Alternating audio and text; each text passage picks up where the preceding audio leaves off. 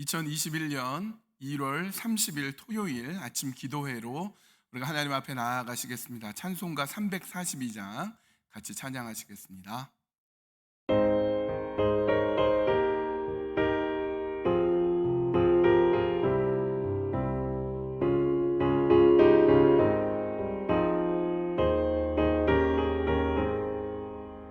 너 시험을 당해 죄 짓지 말고 너 용기를 다해 꼭 물리치라.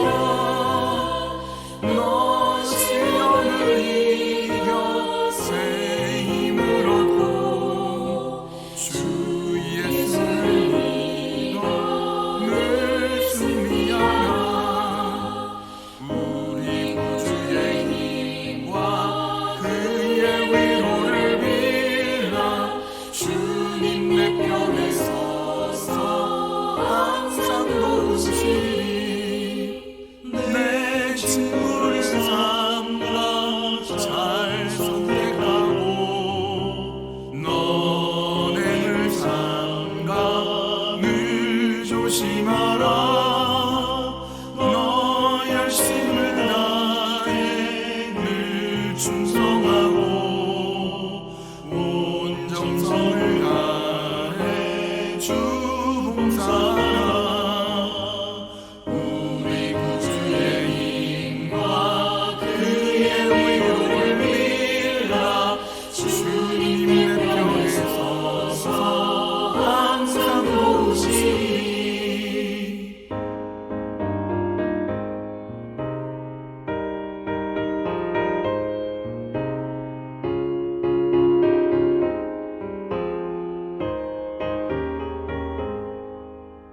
잘 이기는 자는 상 받으리니. 너 낙심치 말고 늘 전진하라. 내 구세주 예수 힘 주시니.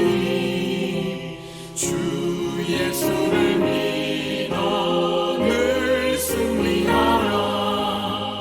우리 구주의 힘과 그의 위로를 빌라. 주님 내 편에 서서 항상 도우시리.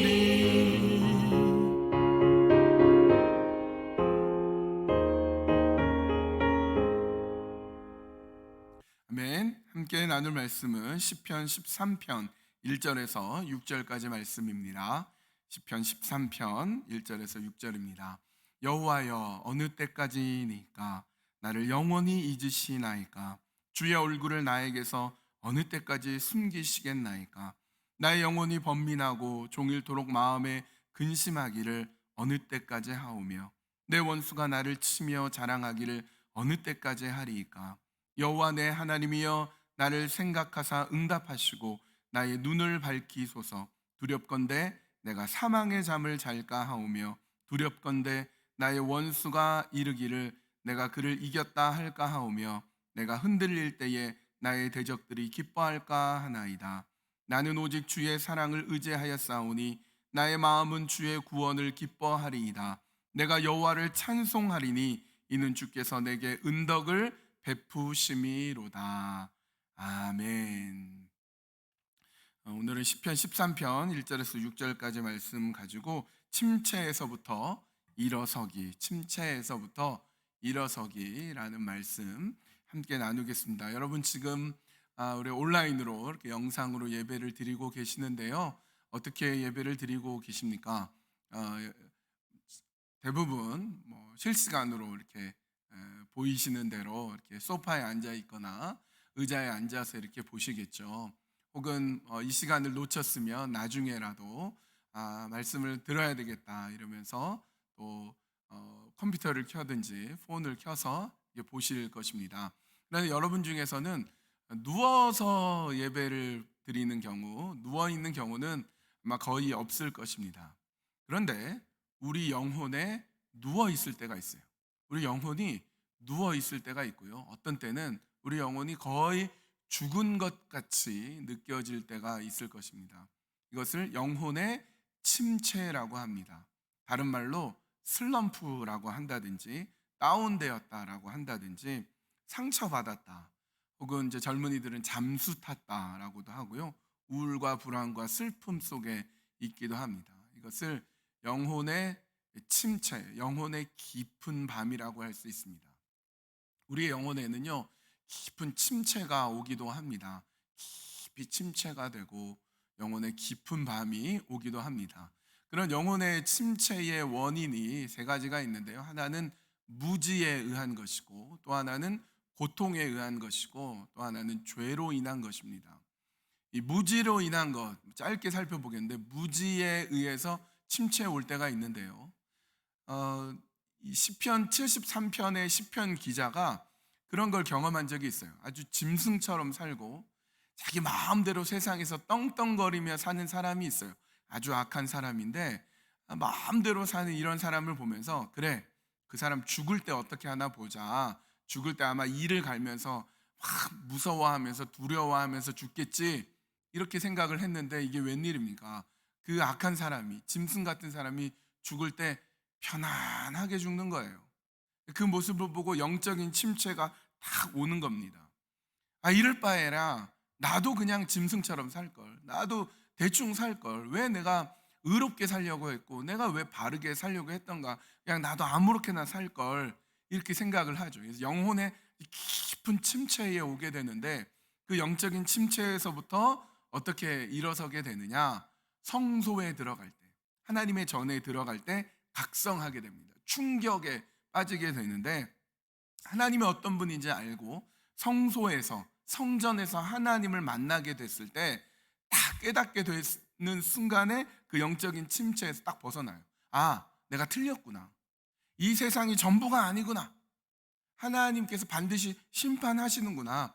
충격적인 각성, 깨달음, 이게 있게 되니까 그 영적인 침체에서 딱 일어나게 돼요. 가슴이 터지는 희열, 갑자기 찬란한 그 빛이 비추는 것처럼 영혼의 아주 하늘을 날아오르는 것 같은 힘찬 영적인 침체에서 일어나는 비상을 경험하게 됩니다. 영혼의 침체가 오는 것은 무지에 의한 것이고요. 두 번째는 이제 고통에 의한 것입니다. 고통에 대한 것을 좀 깊게 다뤄 보려고 하는데요.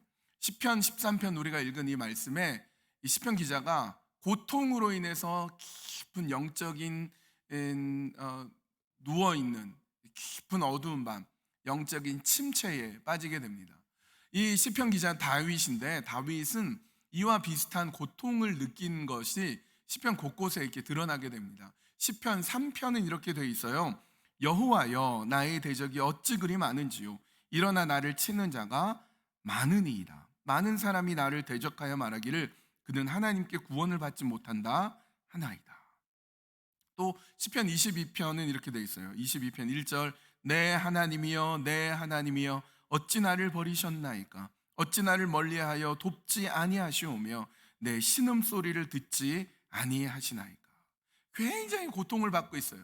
원수들의 공격에 의해서 그 공격으로 인해서 굉장히 무방비한 상태에 빠져 있기도 하고, 대적들로 인해서 당하는 수치와 고난 속에 있게 됩니다. 그래서 다윗은 영적인 깊은 침체에 빠집니다.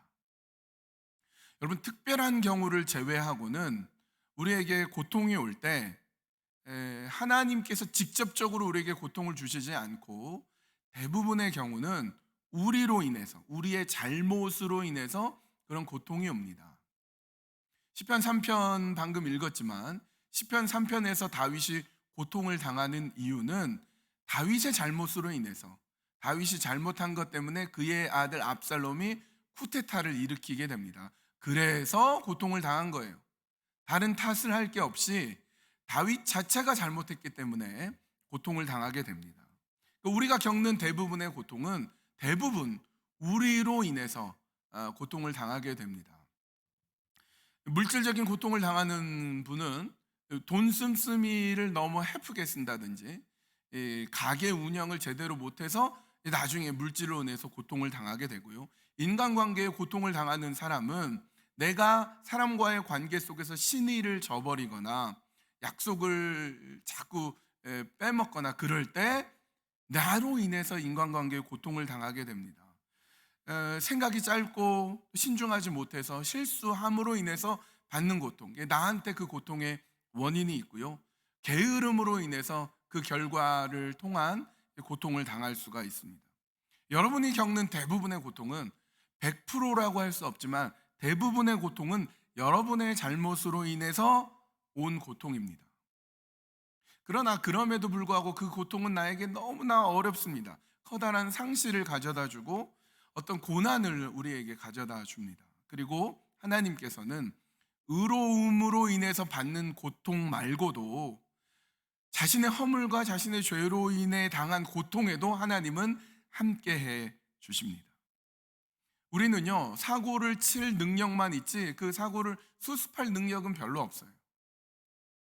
제가 플러에서 공부를 할 때 그곳에서 이제 세계 곳곳에서 오신 선교사님들, 목사님들이 많이 있었어요. 여러 나라에서 오신 선교사님들, 목사님들하고 교제하다 보면 우리 다양한 이 나라들의 상황들, 형편을 알게 되기도 하고요. 그 선교사님들, 목사님들이 갖고 있는 제일 어려움이 대부분 다 여러 나라에서 사니까 자녀들과 관련된 어려움이 있더라고요. 근데 한 목사님이 캐나다에서 오신 목사님이셨는데 그분이 그런 말을 해요. 아이가 학교를 다닐 때 소위 말해서 이렇게 불링을 당하는 경우, 왕따를 당하는 경우가 있고 언어도 잘 안 되고 이렇게 문화적으로도 잘 수용이 안 되니까 되게 어려움을 당하는 경우가 있어서 아이한테 이 선교사님이 이렇게 얘기했대요. 너 아빠가 책임질 테니까 절대로 기죽지 마라. 누가 너를 불링을 시키거나 너를 따돌리거나 그러면 너 한 대 주워 박아라. 아버지가 다 책임지겠다. 얘가 자신감을 갖고 학교에 가서 자기를 조금이라도 괴롭히고 힘들게 하면 바로 이렇게 주먹을 날렸어요. 그렇게 지내다가 이 아이가 학교에 유명한 이 불량배가 되어버렸어요. 아버지 입장에서는 이 아이가 잘 되기를 바라고 기죽지 않기를 바라는 마음이었지만 오히려 이 아이는 그걸로 인해서 굉장히 엇나가 버리는 결과를 초래해서 이분은 굉장히 힘들어하는 경우를 보았습니다. 인간은요, 사고를 치지 그 사고를 해결을 못합니다. 우리에게 고통이 있고 어려움이 있을 때 우리로 인한 고통이 있어요. 그런데 우리로 인한 고통이 있을 때 그때에도 하나님이 함께 하신다는 사실을 잊어버리면, 그래서 하나님을 의지하거나 하나님 앞에 더 나아가지 않고 어떻게든 내가 해결하려고 하면 문제는 더 큰 문제로 빠질 수가 있습니다. 사람과 동물을 이렇게 비교해 보면요, 사람은 물리적인 능력이 동물보다 훨씬 떨어집니다. 말이나 당나귀하고 힘겨루기를 하면 인간은 당나귀를 이기지 못해요. 고양이하고 달리기를 하면요, 고양이를 절대 이기지 못합니다. 조그만한 다람쥐가 나무에 오르는 거 보면요, 아무리 재빠른 사람도 다람쥐보다 빨리 이 나무에 오를 수는 없습니다. 이것이 인간의 모습입니다. 여러분, 하나님께서 인간에게 고통을 허락하신 이유는 인간이 너 자신을 의지하지 마라. 너의 능력, 너의 힘, 너가 갖고 있는 것을 의지하지 말고 하나님을 의지해라. 하나님만 의지해라. 그런 의미에서 하나님께서 고통을 허락해 주십니다. 하나님은 어떤 곳에 오시는가? 돈 많고 권세 있고 힘을 가진 사람에게 하나님께서 오시지 않고, 그러니까 하나님은 여러분이 무엇을 갖고 있나를 보시지 않고요, 고통 속에서 신음하면서 삶의 비탈길 속에서 간절하고 절박한 심정으로 하나님을 찾는 그 마음에 하나님이 오시는 것입니다. 우리가 교회를 열심히 나오면서도 신앙생활을 열심히 하면서도 하나님을 만나지 못하는 이유가, 그 원인이 바깥에 있는 게 아니라 나에게 그 이유가 있습니다. 하나님 만나고 싶습니다. 하나님 나를 변화시켜 주십시오. 내가 주님 없이는 살 수가 없습니다.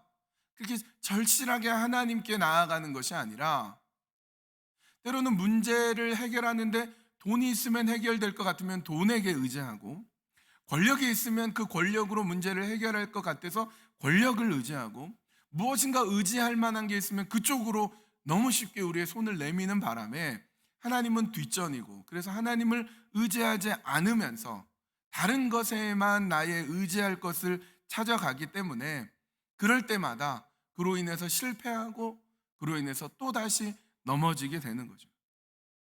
그때에도 하나님께서는 하나님의 사랑의 눈으로 우리를 일깨워 주셔서 그 고통을 허락해 주심으로 인하여서 하나님만 의지해라, 하나님께로 돌아와라, 하나님께서 역사하신 것을 보게 하십니다. 고통 속에서 하나님께서는요, 우리가 실수로 벌어진 그 고통도 막아주실 수 있는 분입니다. 그러나 우리가 실수하고 그러면서 고통을 허락해 주시는 이유가 우리 자신이 얼마나 연약한 존재인지를 깨닫고 하나님과의 관계 속에서, 우리 주님과의 관계 속에서 그 고통을 능가하는 하나님을 바라보게 하시려는 하나님의 깊으신 뜻이 있습니다. 이 고통이 그런 역할을 하는 거죠. 하나님으로부터 멀리 떨어져 있을 때 우리가 그 고통 때문에 하나님을 의지하고 붙들 수 있게 하는 하나님의 지팡이와 같은 것이 바로 고통인 것입니다. 인간과 동물의 차이점은 물리적인 차이점도 있지만 똑같이 인간이나 동물은 그 고통을 피하고 싶어 하는데요, 인간에게 있는 또 다른 능력이 있는데 그건 뭐냐면 그 고통을 당할 때 고통의 의미가 무엇인지 깊이 숙고할 수 있는 존재가 바로 인간이기도 합니다. 이 고통의 의미가 무엇인지 파악할 수 있는 능력이 인간에게 있습니다. 물론 처음부터 그 고통의 의미를 찾으려고 하지는 않습니다. 사업이 어려워졌다든지, 집을 담보로 어떤 일을 했는데 그게 이제 사기를 당했다든지, 집이 차압되게 됐다든지, 가정 안에서 불화가 있다든지, 이런 어려움이 있으면 밤새 고민하면서 그 원인을 찾아, 그런 어려움을 겪게 만든 그 사기꾼, 그 사람을 찾아내서 내가 어떻게든 그것을 이제 혼내주고자 하는 마음이 있거나, 아니면 그 문제를 해결하기 위해서 어떤 더 큰 돈을 어떻게든 이제 융통하려고 해서 빨리 그 문제를 틀어막으려고 하죠. 그러니까 처음부터 고통의 의미를 찾으려고 하지 않고 문제만 해결하려고 합니다. 전적으로 틀린 것은 아니지만 그렇게 되면 신앙적으로 전진할 수는 없습니다. 그런 해답으로는 문제를 풀어갈 수 없어요. 그래서 그 고통 속에서 내 힘으로 빠져나올 수 없다는 것을 깨달아서 그 다음 단계로 나 자신의 과거를 보게 됩니다. 내가 어떻게 하나님을 만났고 하나님은 나를 수렁 속에서 어떻게 건져내셨으며 나의 삶을 하나님께서 어떻게 인도하시고 이끄셨는지, 그 고통 속에서 내가 가야 될 길이 무엇인지 하나님께서 보여주시고 이전에 나의 삶의 길을 찾아주신 하나님께서 앞으로도 나의 삶을 찾아주실 수 있다는 어떤 믿음을 갖게 되면 이제는 그 문제를 해결하는 방식이 달라지게 되는 거죠. 나를 힘들게 하고 나를 어렵게 만들었던 그 원수 같은 사람에 대해서 미움과 불신과 악한 감정이 조금씩 사라지고 더 큰 견지 속에서, 큰 렌즈 속에서 그 고통을 바라보기 시작하는 거죠. 그러면 이제는 돈으로 문제를 해결한다거나 다른 더 큰 힘 있는 사람을 찾아가는 게 아니라 하나님과의 관계를 회복시켜서 하나님과의 관계 속에서 다시 하나님과의 관계를 회복시키는 기회라는 것을 확인하게 됩니다. 그래서 내 영혼의 상태가 어떤가? 내 영혼에 참으로 하나님을 신뢰하고 그분 아래에서 살려고 하는 나의 마음이 준비가 되어져 있는가를 보게 됩니다. 그럴 때 상당히 굉장히 아픈 마음이 듭니다. 그러나 그것은 회복을 위한 아픔이 됩니다. 그 깊은 고통 속에서 하나님의 사랑을 깊이 갈망하며 그 과정을 통해서 나의 묵은 때를 벗겨내고 정결하게 재련되어 나오는 것입니다. 여러분, 사금이라고 있죠. 모래 속에 금이 섞여져 있을 때 그 금을 채취한 다음에 어떻게 합니까? 그것을 여러 번에 걸쳐서 재련해내고 그것을 뜨거운 용광로에 집어넣어서 금으로 만들어내는 과정을 거쳐서야 비로소 금이 얻어지게 됩니다. 돌 안에 금이 박혀져 있는 경우가 있어요. 그 돌 자체는 물론 값어치가 있지만 그냥 돌에 불과합니다. 그러나 그 돌을 깨어내고 그 돌 안에 있는 것을 계속 씻어내고 그것을 뜨거운 불에다가 넣어서 비로소 아주 정결한 이 금을 찾아낼 때에 돌하고 금, 사금하고 금은 완전히 그 값어치가 달라지는 것입니다. 그러니까 그 고통을 통하여서, 나에게 오는 그 고통을 통하여서 내가 금처럼 재련되고 단련돼 가는 겁니다.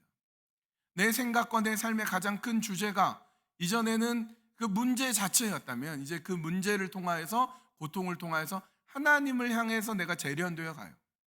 그 이전에는 교회에만 나와야 하나님 생각했다면, 이제는 어딜 가든지 하나님을 생각하게 되고, 무엇을 보든지 예수님을 생각하게 되는 겁니다.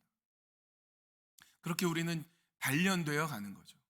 그러나 여러분, 우리가 고통 속에 있을 때 주의해야 될 것이 있는데요, 우리가 시련을 당할 때 점점 침체에 빠지기 시작하는데, 그 침체에 빠지면 이전에는 힘을 쓰지 못했던 우리의 원수들이 우리에게 다가옵니다. 한 세 가지 정도가 있는데, 하나는 악한 마귀가 우리의 마음에 어떤 마음을 심어주냐면, 그 고통에 있고 침체에 빠지면, 하나님이 너 정말 사랑하는 것 같아? 하나님은 너는 안 사랑해. 그런 마음을 자꾸 주시는 거죠. 하나님께 버림받은 기분을 갖게 하고, 심지어는 아무도 나를 사랑하지 않는다는 깊은 침체에 빠지게 됩니다. 악한 마귀가 우리를 자꾸 거기로 끌어가는 거죠. 나는 사랑받지 못한 존재다, 나는 실패한 존재다, 자꾸 거기에 빠지게 돼요. 두 번째 원수는 자기 연민입니다. 고통 속에서 자기 연민에 빠지면요, 자기 자신에 대해서 굉장히 너그러워집니다. 버림받았다는 느낌을 받게 되면 예전에는 하지 않았던 것, 자기 절제를 지키고 철저하게 자기 자신을 관리했던 사람이, 맑고 깨끗한 정신으로 살았던 사람이 이제는 자기 연민에 빠지면 자기에게 한없이 너그러워져서 예전에는 생각지도 못했던 것을 막 해요. 중독에 빠지고 술에 빠지고, 예전 누가 술 한잔 하자 그러면은 난 그거 안 마십니다 했던 사람이 자기가 스스로 술에 빠지면서 나는 그래도 돼, 나는 이렇게 불쌍한 존재야, 스스로를 위로하려고 예전에는 거들떠보지도 않았던 것에 막 빠지고 허락하게 됩니다. 그러면서 죄를 불러오게 되죠. 그러면 그럴수록 하나님의 위로로부터는 점점 멀어집니다. 세 번째 원수는 세상. 고통 속에서 좌절하게 되면 옛날에 즐겼던 세상의 입맛이 살아나게 되고 더 큰 시험에 빠질 수가 있습니다. 여러분, 이것을 주의해야 됩니다. 고통 가운데 우리가 아무렇게나 막 살려고 하는 것이 아니라, 우리는 하나님 앞에서 우리의 인생의 의미를 다시 한번 생각해보고, 하나님께서 과거 나를 건지신 그 하나님의 손길이 나를 오늘도 일으켜 주신다는 사실을 기억할 수 있어야 돼요. 여러분, 막 살려고 하면, 짐승처럼 살려고 할 때는요, 하나님의 능력, 하나님을 향한 지식, 힘 필요 없어요. 여러분이 운전을 할 때, 운전을 못하는 사람은 운전을 잘하는 방법이 있습니다. 넓은 평지에서 아무렇게나 운전해도 돼요. 200km로 달려도 괜찮아요. 넓은 평지에서는 왼쪽에 갔다 오른쪽에 갔다 아무렇게나, 신호 안 지켜도 돼요. 신호도 없지만. 막 살려고 할 때는 아무렇게나 해도 되지만, 기술이 필요 없지만, 우리가 프리웨이, 고속도로를 달린다거나 시내에서 복잡한 교통 상황 속에서 달리려고 하면 기술이 필요합니다. 정확히 브레이크를 밟아야 되고, 정확히 깜빡이를 켜야 되고, 속도를 지켜야 되는 게 필요합니다.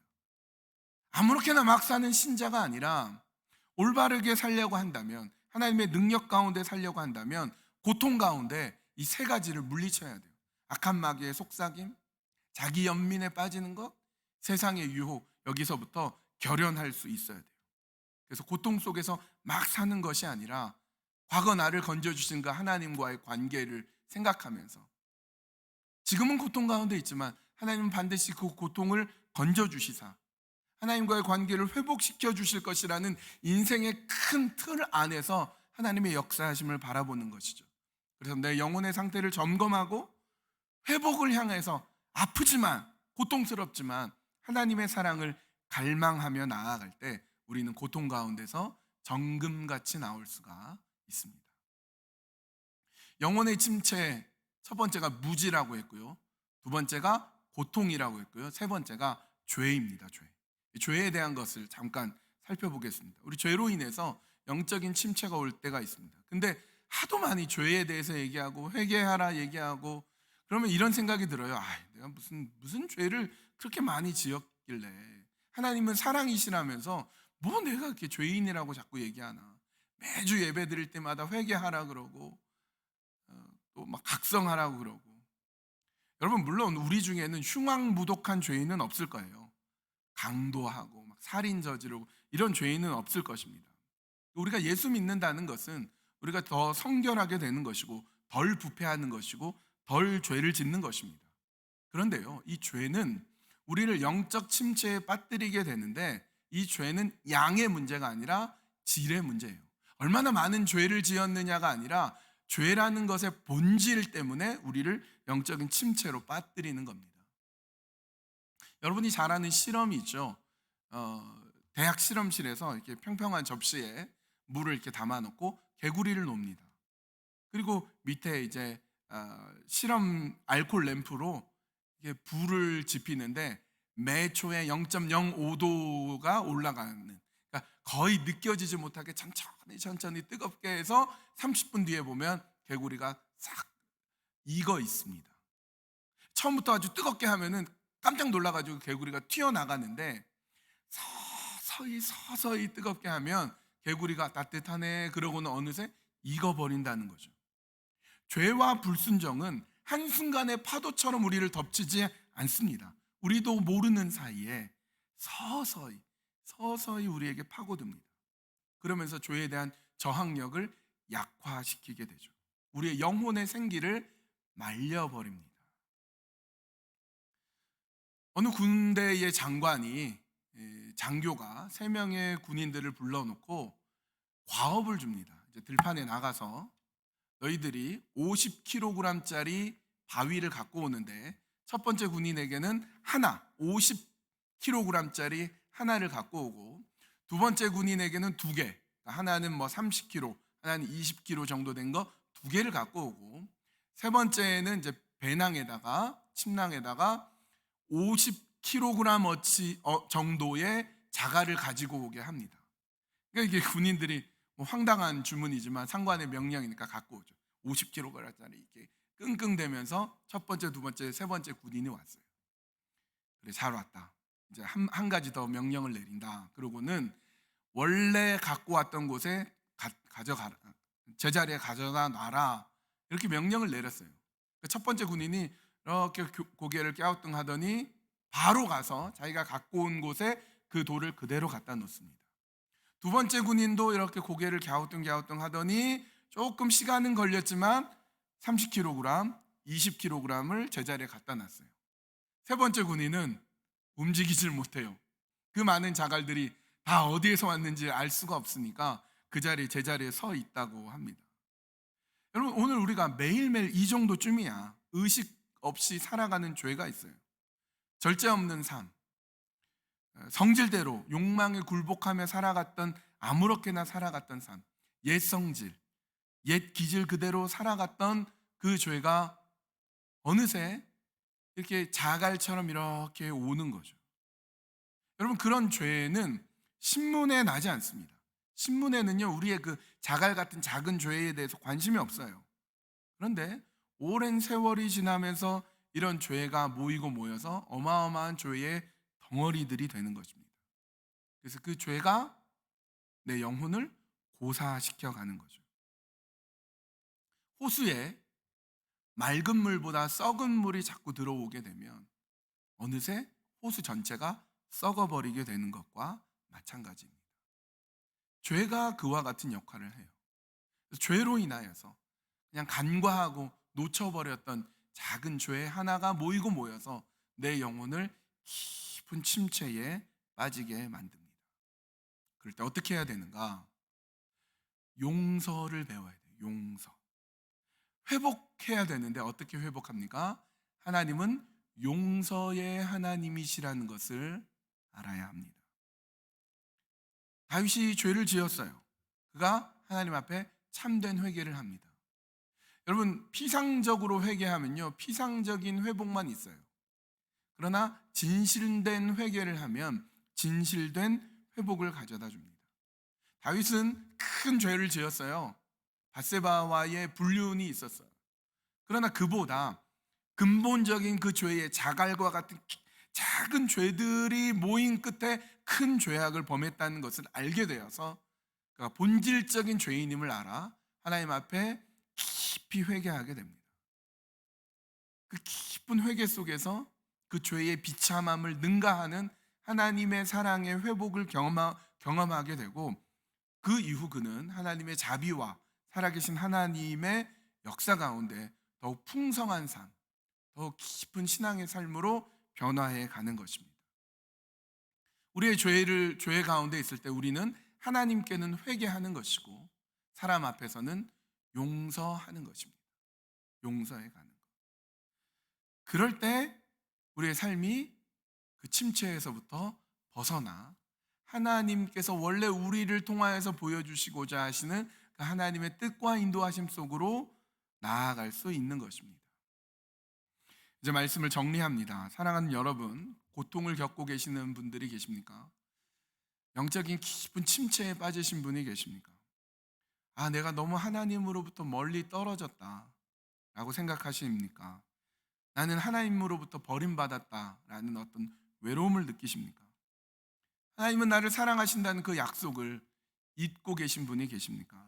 하나님은 원래부터 사랑의 하나님입니다. 하나님은 지금도 문 밖에서 여러분을 기다리시는 아버지십니다. 우리 각자의 삶을 하나님께서 어떻게 인도하셨는지 회상해 보십시오. 인생의 파도 속에서 하나님의 나의 삶을 어떻게 이끌어 주셨는지, 여기까지 어떻게 하나님이 인도해 주셨는지, 한 사람 한 사람 헤아릴 수 없는 사랑으로 인도하신 그 하나님의 사랑을 기억해 보십시오. 우리의 존재 자체가 하나님의 깊은 은혜 가운데 왔기 때문에 하나님은 결코 나를 버리시지 않고 결코 나를 잊어버리시지도 않는다는 사실을 기억하십시오. 때로는 죄로 인하여서, 때로는 고통 가운데서, 때로는 무지로 인해서 형벌과 같은 깊은 고통 가운데 있다고 하더라도 나를 버리시지 않고 나를 잊어버리시지 않는 그 하나님의 놀라우신 사랑이 있습니다. 예수 그리스도의 구속함이 있습니다. 예수 그리스도 그 십자가의 사랑이 찬란한 빛으로 우리의 삶을 이끌어 주시사 내 삶을 다시금 일으켜 주시는 그 놀라운 하나님의 사랑 앞으로 나아오시기를 바랍니다. 좌절하고 절망 속에 있지만 그러나 하나님 나를 버리시지 않으며 나의 영혼 깊은 침체 속에서 내 영혼이 죽어있는 가운데서 다시 일으키시는 그 하나님의 사랑 안으로 나오시기를 원합니다. 우리 이 찬양을 같이 부르고 혹은 여러분 들어보시면 좋겠습니다. 잘 아는 찬양일 텐데요. 주님 마음 내게 주소서. 보소서 주님 나의 마음을. 선한 것 하나 없습니다. 그러나 내 모든 것 주께 드립니다. 사랑으로 안으시고 날 새롭게 해주십시오. 내게 사랑을 가르쳐 주십시오. 당신의 마음으로 용서하게 해주십시오. 주의 성령 내게 채우사 주의 길 가게 하소서. 주님 당신 마음 주소서. 주님 마음 내게 주소서. 내 아버지 주님 마음 내게 주소서. 나를 향하신 주님의 뜻이 이루어지도록 주님 마음 내게 주소서. 이 찬양 함께 들으시겠습니다.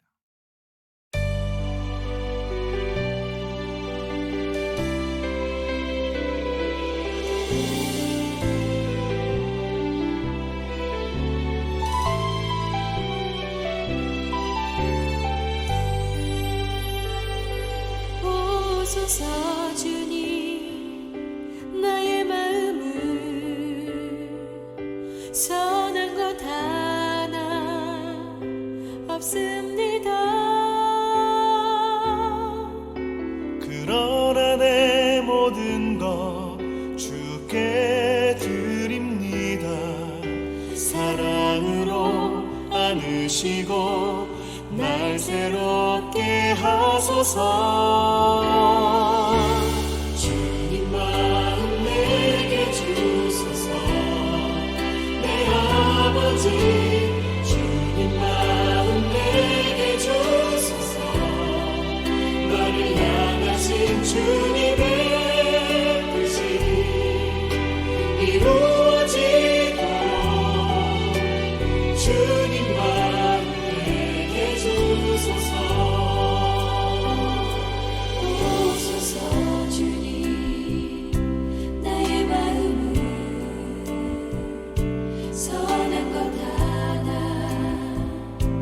없습니다.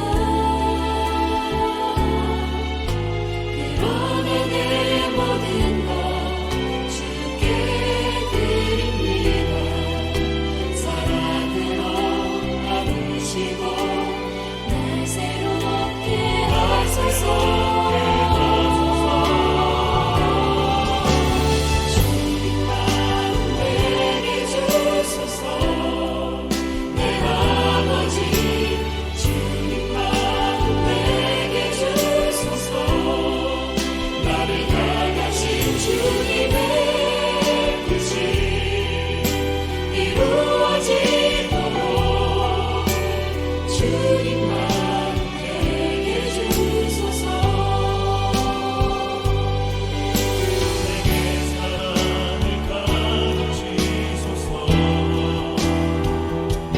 당신의 마음으로 성하게 하소서. 주의 성령 내게 채우사 주의 길 가게 하소서. 주님 당신 마음 주소서. 주의 성령 내게 채우사 주의 길 가게 하소서. 주님 당신 마음 주소서. 주님 마음 내게 주소서. 내 아버지 주님 마음 내게 주소서. 나를 향하신 주님의 뜻이 이루어지도록 주님 마음 내게 주소서. 주님 마음 내게 주소서. 내 아버지 주님 마음 내게 주소서. 나를 향하신 주님의 뜻이 이루어지도록 주님 마음 내게 주소서. 주님 마음 내게 주소서.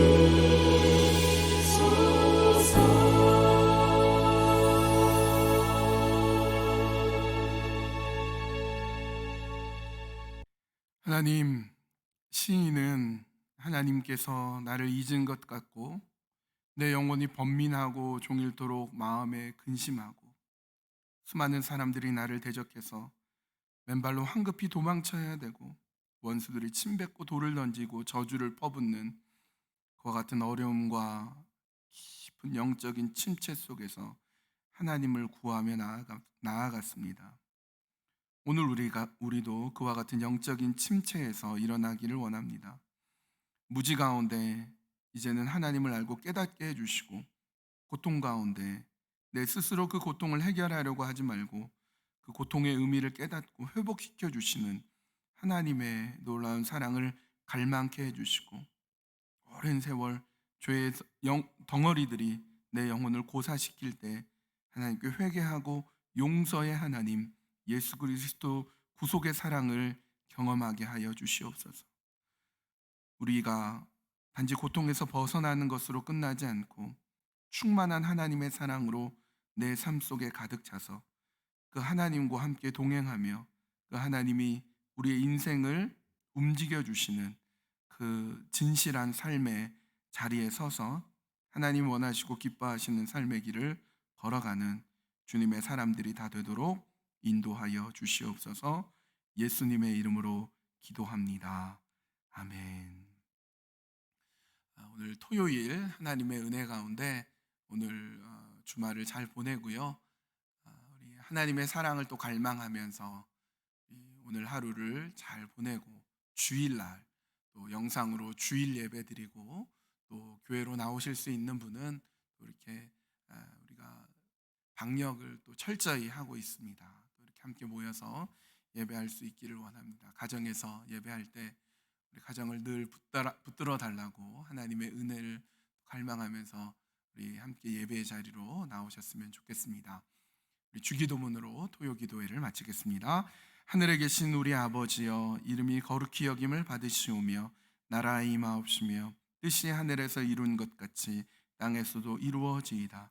오늘날 우리에게 일용할 양식을 주옵시고 우리가 우리에게 죄 지은 자를 사하여 준 것 같이 우리 죄를 사하여 주옵시고 우리를 시험에 들게 하지 마옵시고 다만 악에서 구하옵소서. 대개 나라와 권세와 영광이 아버지께 영원히 있사옵나이다. 아멘.